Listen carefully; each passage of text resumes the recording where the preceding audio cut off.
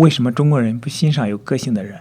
为什么总感觉中国人都是戴着面具的人？为什么兔死狗烹、诛杀开国功臣的现象是中国文化所特有的？为什么中国人把陌生人当敌人，把圈子内的熟人当作人？今天我们继续读《中国文化的深层结构》这本书。今天的读书章节中有以上问题的答案。今天读到类型化的倾向、个人的不发展2之党同伐异和中国人的私心这3个专题。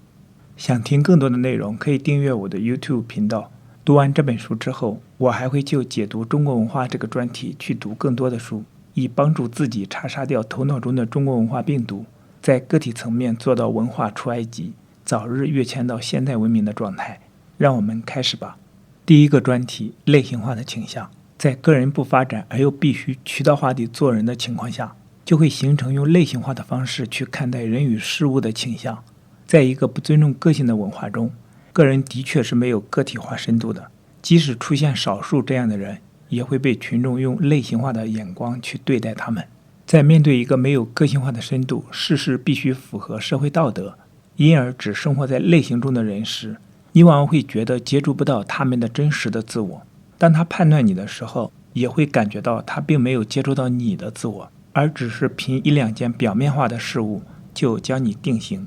中国文化的类型化倾向是十分严重的，它不只用等级与层次来定义人，而且还轻易地用好人与坏人来将人分类。在传统时代，对君主或臣子死后的谥号中，用1-2个代表美德或丑德的字眼，就可以将一个人的一生盖棺论定。这无疑是证明思想的最典型的表现。在传统的戏剧中，也有红脸、黑脸与白脸，一出场就已经涂好了颜色，不再有人格的发展与变化的过程。这样的一个文化，在碰到了马克思主义的阶级分析法之后，就如鱼得水，一拍即合。文艺理论中的提倡抓典型，其实也是搞类型化。这些类型化的塑造，也是极尽简单化之能事的。在中国这个产品主义的文化中，与别人不一样就是有问题的人。在中国的这个静的文化中，过分地动的人就一定是不正经的人。在中国这个将人儿童化的文化中，老干部抽烟是稳当的，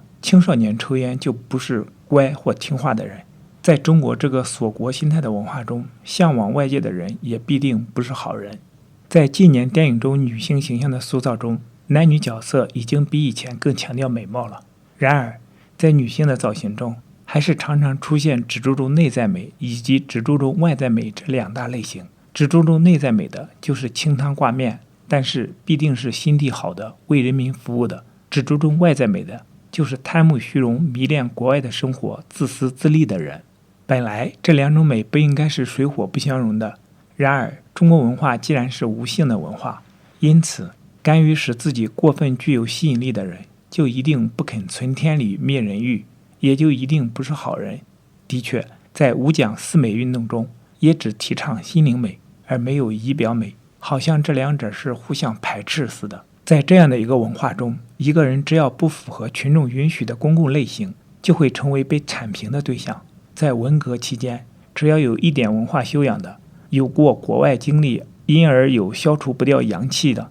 自己搞的一套大家都不懂的，生平有过大家都不能理解的经历的人，甚至有海外关系的人，就会成为被打击的对象。笔者听说，在文革期间的上海，甚至发生过这样的情形：在公共汽车上发生冲突，只要看到对方是戴眼镜的，就可以指着鼻子骂臭知识分子。类型化的思维基本上是儿童处理世界事物的方式，因为儿童自身还没有发展出个体化的深度，自认也不可能参透成年人世界的复杂性，因此就不可能忍受任何模棱两可的复杂性。然而，将这种态度应用到政治上，就坑了不少人。只要社会上有大家不能理解或不能接受的事情发生，就总会扯到阴谋集团的身上去。如果警察部门也用这种类型化的思维来看待你，在审讯室，你就是有理也说不清的。用类型化这种思维方式来思考的人，从来就不可能理解，人的脑子是很复杂的，一个人的存在状态也可能是很独异的，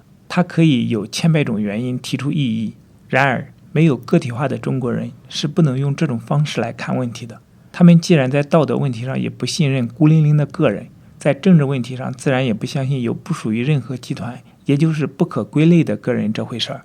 在日常生活中仍然存在着可笑的类型化的倾向。新教文化背景的西方人，其人格组成是采取自我组织的这种程序设计的，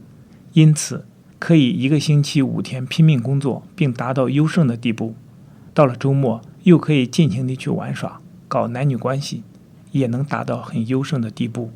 在这个意义上，西方人像一部自我操纵的汽车，可以由自己去控制，做180度大转弯的需要的话，再游刃有余地转回来。中国人则像方向盘被人固定的小汽车，它无论变好还是变坏，都只能沿着一条单轨道走去。中国文化基本上是一个消费形象的文化。个人的不发展2之党同伐异。在前面的章节中，我们涉及到在不发展状态下损人利己的行为。然而，着重点仍放在人格不发展状态本身。在本节中，我们将偏重讨论不发展的个人对别人的伤害。党同伐异，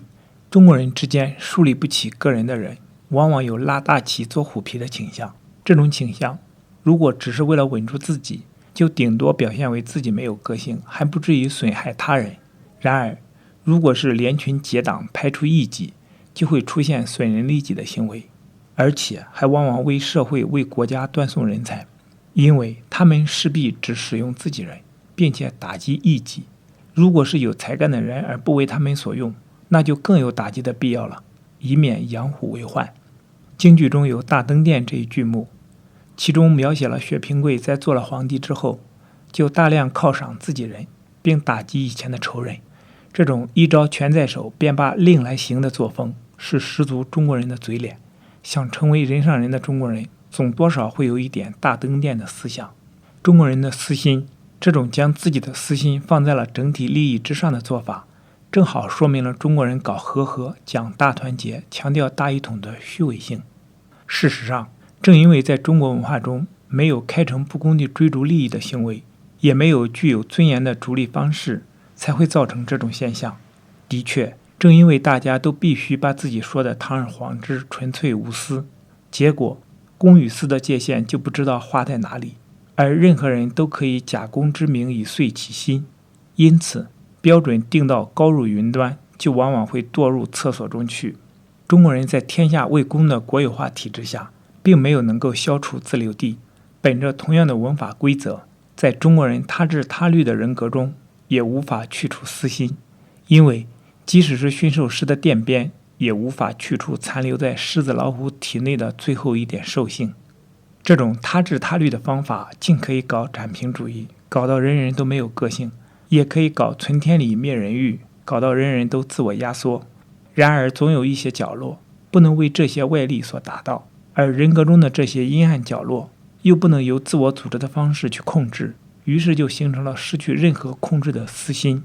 这一块外力控制不到，自己也控制不了的人格中的自留地，只要在文化上仍然是中国人，就必定会浮现。比如只要是中国人，不论他是在香港、台湾或是在美国，就从不遵守训号。只要没有车，也没有警察，也就不会有自觉的纪律，总是必须有别人定义自己的中国人。一旦他治他律的约束失去，私心就会像决堤一般恶性泛滥。因此，在中国文化里，个人主义是而且只可能是自私的同义词。中国人的互相帮助、互相照顾，却总是只在自己人之间发生的。为了在对自己有约束力的人面前做人，他们就往往去损害对自己没有约束力的外人。像拉关系与走后门一类的人情味动作，正是慷外人之慨以肥自己人，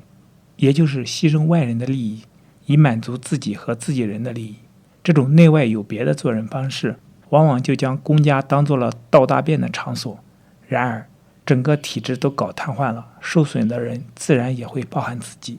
的确，中国人因他治他律失效而造成的大环境的臭化与脏化，与他治他律生效而搞到每一个人都不敢有吸引力，因而造成灰色的人文景色，都是对集体有损害的，对个人有损害的，两者都是鄙视个性、反对生命力的表现。